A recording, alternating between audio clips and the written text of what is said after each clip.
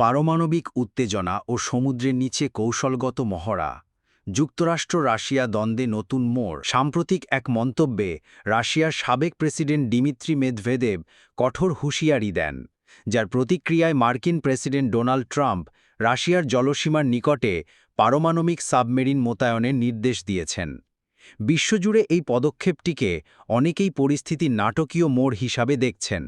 সমালোচনার মুখে ট্রাম্প ব্যাখ্যা দিয়ে বলেন, এটি কোনো আক্রমণের প্রস্তুতি নয়, বরং যুক্তরাষ্ট্রের নিরাপত্তার জন্য একটি জরুরি প্রতিরোধমূলক ব্যবস্থা। এই পরিস্থিতিকে কেন্দ্র করে যুক্তরাষ্ট্র ও রাশিয়ার মধ্যে সমুদ্রের তলদেশে সামরিক ক্ষমতার তুলনা শুরু হয়েছে।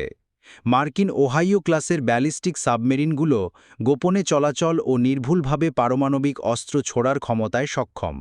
বর্তমানে যুক্তরাষ্ট্রের বহরে এমন অন্তত 14টি সাবমেরিন সক্রিয় রয়েছে, যেগুলো বড় ধরনের মেরামত ছাড়াই 15 বছর পর্যন্ত সক্রিয় থাকতে পারে। এছাড়াও যুক্তরাষ্ট্রের হাতে ভার্জিনিয়া সিওলোভ ও লস অ্যাঞ্জেলেস ক্লাসের ফাস্ট অ্যাটাক সাবমেরিন রয়েছে, যেগুলো শত্রু জাহাজ শনাক্ত ও ধ্বংস করতে পারদর্শী। অন্যদিকে রাশিয়ার সাবমেরিন বহর বিশ্বের অন্যতম বৃহৎ।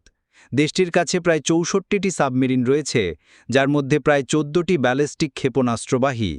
Body class, Delta I class এবং জাসেন ক্লাসের সাবমেরিনগুলো রাশিয়ার পারমাণবিক প্রতিরোধ ব্যবস্থার মেরুদণ্ড হিসাবে কাজ করছে।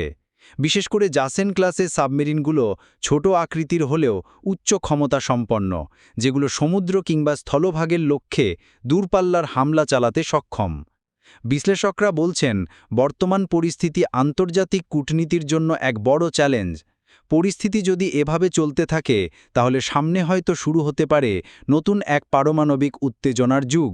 তারা মনে করেন, এখনই সময় কূটনৈতিক সংলাপ পুনরায় শুরু করা, পারস্পরিক সংযম বজায় রাখা এবং উত্তেজনা হ্রাসের জন্য কার্যকর পদক্ষেপ নেওয়ার।